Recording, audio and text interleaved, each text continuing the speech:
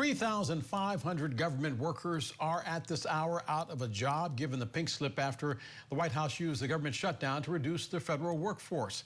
The man behind those cuts, OMB Director Russ Vought, targeting what he and the president described as Democrat programs. This, of course, is a tactic to force the Democrats to pass the short-term funding bill. Scripps News congressional correspondent Nathaniel Reed is live for us in Washington, D.C. And Nate, is there any appetite on either side to actually end the shutdown? Because today, even this week, I guess, would be the question. Today, this week, this month? Right, Dell, and there's already rumblings that the Senate Majority Leader John Thune is going to send the Senate home after just a couple days in Washington this week. Again, the goal from him to try and get Democrats, desperate to end the shutdown, to change their votes. We're actually joined here by Senator Mark Kelly, the Democrat from Arizona. Now, Senator Kelly, is there anything that would make you change your vote at this point? You've been part of this block of Democrats who've been voting repeatedly against this Republican-led funding plan to reopen the government. The 8th votes tonight, will you change your vote? Well, myself and others would change our votes very quickly if we could do something on the ACA subsidies. People's health care, it's about to skyrocket, the cost, going up from, there's a couple women I've spoken to and others in Arizona that they're looking at increases from in the $300 or $200 range above $1,000 a month. That's unaffordable.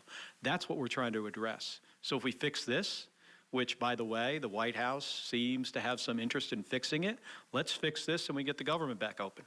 Is it your sense, though, that, can anything change before Republicans agree to fixing this? Is there any sort of bipartisan middle ground other than a permanent extension of these Affordable Care Act subsidies? Certainly what the fix looks like. We want to have a negotiation with our Republican colleagues, especially in the House. Republican senators are here this week. House members are gone.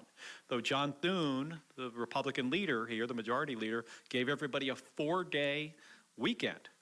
This past weekend, Republicans were not here. I've been here. I'm ready to negotiate. We're trying to talk to folks. But the House has not been in session now for weeks. There's a lot of federal workers in Arizona. This shutdown is painful to them. They're missing paychecks. Members of the military only learned a couple days ago that they were going to get paid at all tomorrow. Are you getting feedback from your constituents? Are they upset that the government is shut down? Folks who are government workers have a right to be upset about this. We get this. We understand. They've got bills. We also have potentially 2 million individuals are going to lose their health insurance because they can't afford it anymore across the country. In Arizona, 109,000 people we expect to be their health insurance to be gone because they can't pay the bills. Those families are then just one accident or illness away from bankruptcy.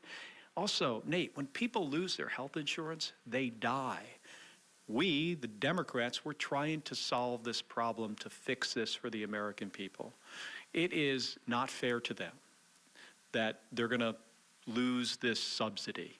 It's also not fair to government workers that they're not going to get a paycheck. That's why I'm here in Washington. We are ready to have the negotiation and the conversation. We can have it with the White House.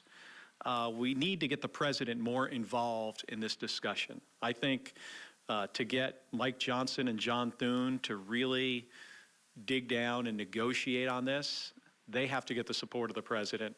I encourage him. He's back from the Middle East. He should be doing that this week. Speaker Johnson, Majority Leader Thune, President Trump, they're not negotiating with Democratic leadership, but are there any conversations on the Senate floor? They are in charge of the federal government. They have the House, the Senate, and the White House. If they want this fixed, they have to talk to us. We're having conversations on the floor and off the floor of the United States Senate all the time, even with my Republican colleagues. I give them credit.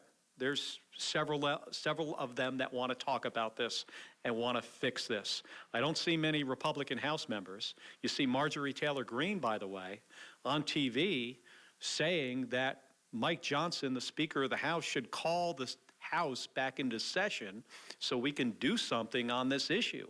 She's hearing from her constituents that the price of their health care is going to rise dramatically and they can't afford it.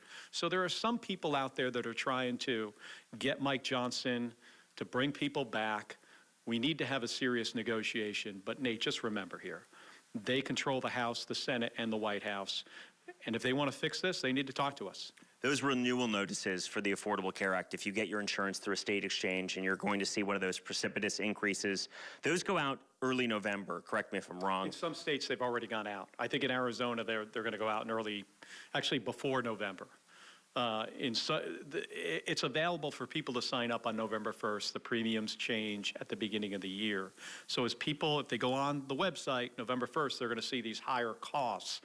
They're going to start getting letters now. Do you think that the Democratic position, though, gets more tenable come that date, come November 1st, when people are getting those, sky-high renewal notices? There are people in Arizona that are going to see those rates triple, some of them.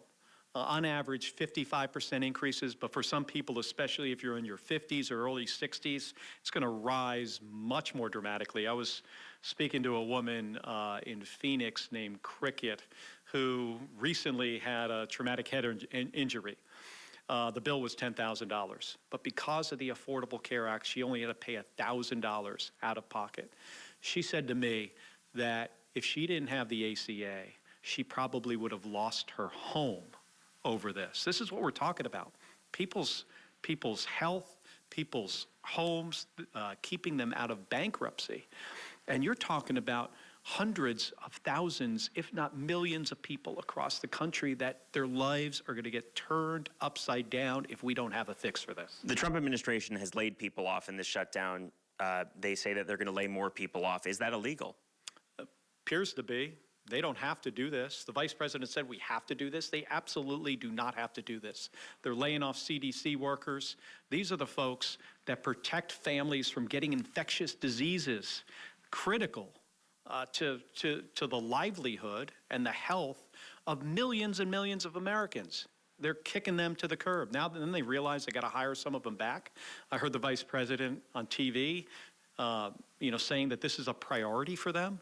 They think this is what gives them some kind of leverage to permanently fire people. They absolutely do not have to do this. But we've seen time and time again from this administration doing things that are either illegal or immoral, just like not right, not the way you would expect a president to manage our country and our government. But we've seen this story before. We understand, who this president is. We also understand the leverage that he has over John Thune and Mike Johnson. He needs to get involved. Here's the thing. This is what surprises me most about this. The president says he wants to do something to fix these ACA premium increases, and he wants to open the government. What do we want? We want to fix the ACA premium increases, and we want to open the government. It's exactly the same. So why shouldn't they be talking to us? They should be in the room with us every single day until we hammer this out. Not back in their states, especially those House members. I mean, senators were back over the weekend. House members have been gone. They've only worked 14 days since July 25th. Earlier today, the Arizona Attorney General sent a letter to House Speaker Mike Johnson urging him to swear in Congresswoman-elect Adelita Grijalva. He has since responded to the Scripps News Group. He says that he will swear her in once the House returns to regular legislative session, which, again, he's now said he will not do until the Senate votes to end the shutdown. I mean, what's your response to Speaker Johnson? He said some goofy thing about she deserves all the pomp and circumstance. I think he said something weird like that. She wants to be sworn in. And by the way, he's sworn in 2 Republican House members from Florida when we were in the same exact situation where the House was not in session. He swore them in, and the excuse he gave was, well, they were in a special situation. Their families were here. Adelita Grijalva doesn't care her family is here. She doesn't care about pomp and circumstance of what a swearing in is. She doesn't need the whole House of Representatives to be in the chamber. She wants to be representing over 700,000 people. She was elected weeks ago. He's only doing this because he knows that she is the 218th vote, the vote that matters, that will then require the House of Representatives to pass a bill that could lead to the release of the Epstein files. So Mike Johnson is protecting whoever those people are in the Epstein files. I'm not pointing fingers at who those people are. I don't know who they are. But he is protecting them from accountability.